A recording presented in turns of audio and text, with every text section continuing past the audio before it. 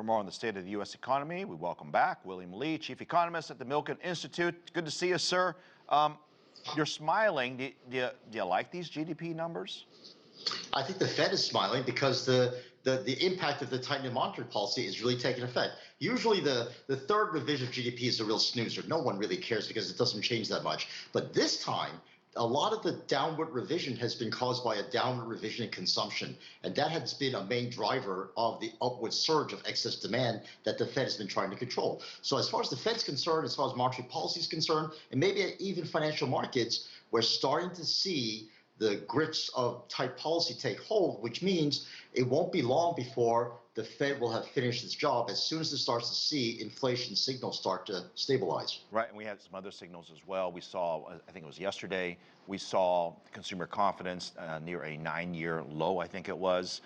And we've seen home prices start to temper a little bit. So the signs are there. The question is, what exactly is the Fed looking for? I mean, of course it's going to get weaker because they're raising rates. Yeah, absolutely. And Chair Powell was very clear today in a panel in Europe when he was talking with a bunch of central bankers. And he said, we are looking for not just that inflation turns the corner, but a clear sign is in a downward direction, because we want to make sure that inflation expectations, which started to take off a bit, don't get out of hand. We don't want a repeat of the 70s corrosive wage price spiral. That's the one thing that they want to prevent. And to do that, they have to make sure that inflation doesn't become embedded in people's expectations. I mean, we have a structural issue here in the U.S., and quite frankly, it's not isolated to the U.S., and that is post-pandemic, a lot of people simply, work's not a priority. Let's be honest, family, health, all these things come to mind.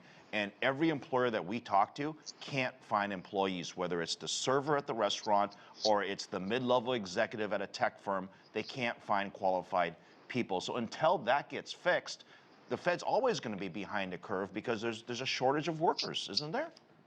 Actually, what's interesting about that shortage is that it's across the board, but mainly in warehouses, restaurant service jobs, the low-wage job categories, entry-level job categories, because a lot of people have retrained themselves and have gotten out of those jobs. They quit those jobs thinking, I can find something better. Unfortunately, these better positions are being automated, and they require even a higher level of skills. So what we have is what economists call a microeconomic disequilibrium in the labor market. It has gotten tougher and tougher to find the right match for worker and job vacancy. That's why you see so many job vacancies exploding, but you don't see hiring exploding. Right. But my point is this: do the jobs number have to stink and unemployment have to go up before the Fed is? It's such a weird thing, but until they are happy.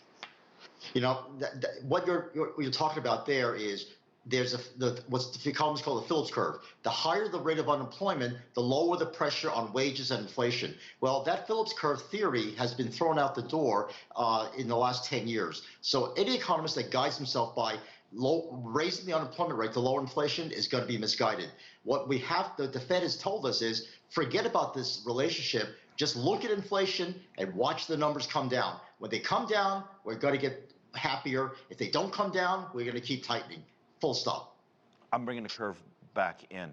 We've had warnings from all the big name firms, okay, from Walmart to Target. Inventory is growing. Sales, not necessarily dropping, but they certainly have stopped going up to the point that we originally saw, say, last year. Isn't that enough to show the Fed that things are already slowing down? They know things are slowing, but are they slowing enough? Are they slowing enough to equilibrate supply and demand? Supply is so constrained because of the broken supply chain and the war and everything else that the Fed has got to say it's not enough to slow things down. We got to see prices start to slow. You are down there in Southern California, where real estate, for those of you watching, are sky high. And they've been sky high for a while, right?